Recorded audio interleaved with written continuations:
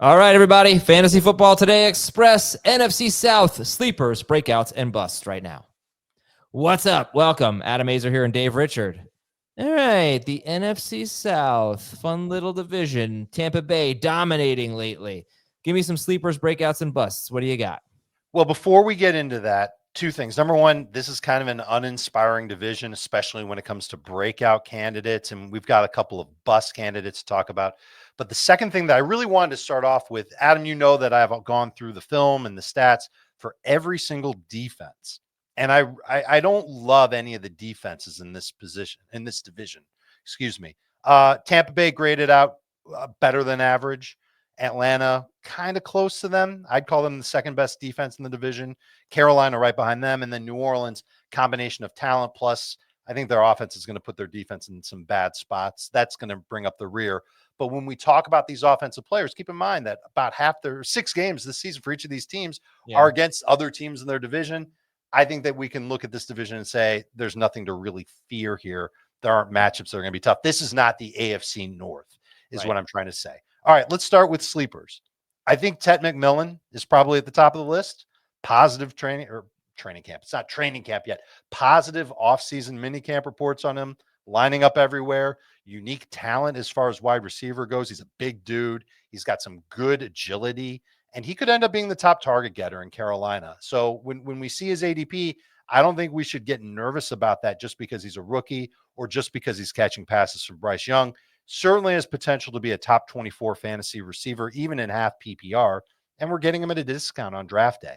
So I think that we look at McMillan as a big-time sleeper candidate. Emeka Egbuka, not quite to the same level because we know that he's got Mike Evans and Chris Godwin to contend with in that Tampa Bay offense, but a skilled player, good short area target, could be a good yak candidate as well. Again, great reports coming out of minicamp on Egbuka. Plus, we know Evans is old. Godwin isn't 100%.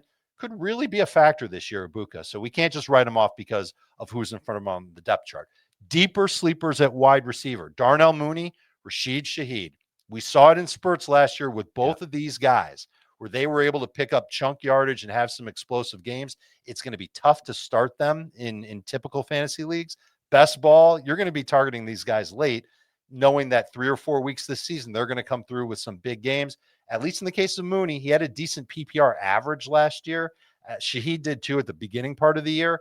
Listen, if New Orleans is chasing points each week, then Shaheed's going to see some targets. And Darnell Mooney with Michael Penix, I would say that that's an upgrade, especially for what his role is as a downfield threat, as a man beater in this Atlanta Falcons offense. And if we're talking about wide receiver sleepers, I'm going to get through these last 2 names very quickly.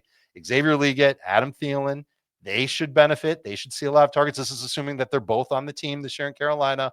Bryce Young takes a step forward. We saw that at the end of last year.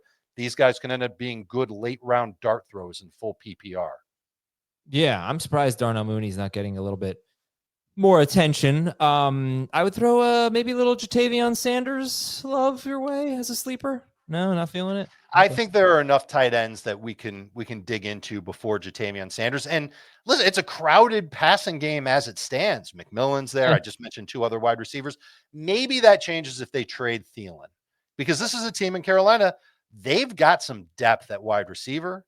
Thielen might be needed by a team that might contend this year. Thielen might want that. And certainly any team that needs a slot receiver, they're going to look at Thielen as someone that they could use as a Band-Aid for 2025. And I think he can still play. So Thielen is someone that might not even be a Panther by the time we get to week 1. Breakouts and busts after this break on FFT Express. All right, Dave, breakouts for the NFC South. Yeah, I got one name, and it's Bucky Irving. And we saw him break out last year. The reason why he's still a candidate to be even better than he was last year is because he only had 3 games where he played more than 60% of the snaps. And we know that as a rookie, it took him a little bit while to get going. And then once he got going, he got going. And I think the Bucs are going to try and use him a little bit more in the offense. Todd Bowles talked about the changes that he made this offseason to be a more effective running back. I think that they will lean into that. I think it's easy for them to lean into him, especially with a new play caller and Josh Grizzard.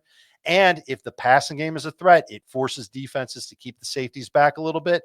That opens things up for Bucky Irving, who is clearly someone who can explode off the snap, get the ball as a pass catcher out of the backfield. He can make guys miss, whether he's running or receiving. Certainly a candidate to get chunk plays. That's somebody that I think fantasy managers are already sinking their teeth into. Round 2 pick, we might get there with Bucky Irving and feel really, really good about it. Somebody who could really step up and have a better year than he did last year.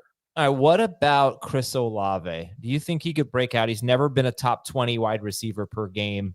Look, it was hard for people to even consider Malik Neighbors could be good with Daniel Jones last year.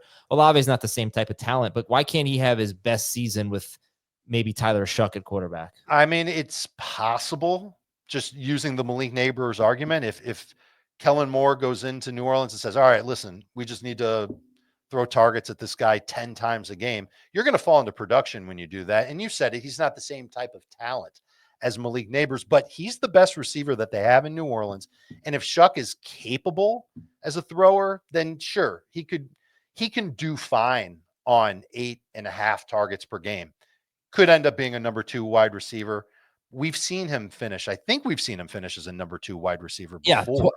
Yeah, 21st per game, 27th per game, and I went backwards there. 27th per game as a rookie, 21st per game as a sophomore. And last year, not even top 50. I would say like a top 20 receiver is flirting with his ceiling. Yeah. I would be stunned if he had a top 15 type year. Yeah, he's never caught more than 5 touchdowns, so that gives you at least a little hope that he might have a breakout. But all right, let's talk about busts in this division. They're all on Tampa. And it's the names that you know. Rachaad White's kind of obvious because not as explosive of a running back as Bucky Irving. I don't think anybody's really excited to draft Rachaad White anyway.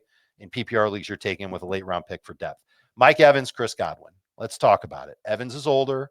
We know last year when the season started, he wasn't seeing quite the same target share. He wasn't even getting 14 PPR points per game. It really took Chris Godwin leaving the field for Mike Evans to unlock. And when you look at Evans, you're hoping he scores a lot of touchdowns. You're hoping he has some chunk plays on top of that. We know he's a red zone threat. That's going to be the case. But I do worry about him being a little bit more inconsistent and certainly staying at a level of 15 plus PPR points per game. We've seen him do that year after year after year. Can he do it one more year? Now that they've added Egbuka, Godwin will play this year. I think it makes sense to kind of lower expectations for Mike Evans. Fantasy casuals that aren't paying attention all preseason long, they'll see the name on draft day. They'll take him with a top 30 pick. I think that that's a mistake. Godwin might not be 100% healthy to start the season. Might take him a while to round into form. Might be miscast as an outside receiver if Egbuka earns a slot role. We know that adding Egbuka and hearing all this talk about how good he's been, I just mentioned him as a sleeper, that's going to take targets away from everybody. It's not just Evans, it's Godwin too. And so I'm starting to get really nervous about Chris Godwin. Even if we're talking about him as like a round 6 pick, I wonder if I can find other wide receivers that I'll like better in that range. And I think I might. That'll keep me from taking Chris Godwin. He's going to need to slip a little bit on draft day. And that's what makes him more of a bust candidate. I need that ADP to feel like I'm getting a steal with him. And I cannot expect him to do what he did last year. I've really come way down on Chris Godwin since the start of the offseason. All right. Tampa Bay. So many good players that it makes it hard for someone to stand out in fantasy. It's not just that. It's also players that are getting older, players that have some barriers when it comes to them being as good as they were last year.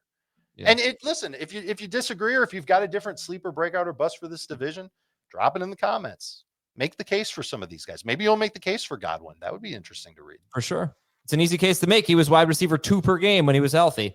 All right. We'll be back tomorrow on FFT Express. Thanks, everyone. Express.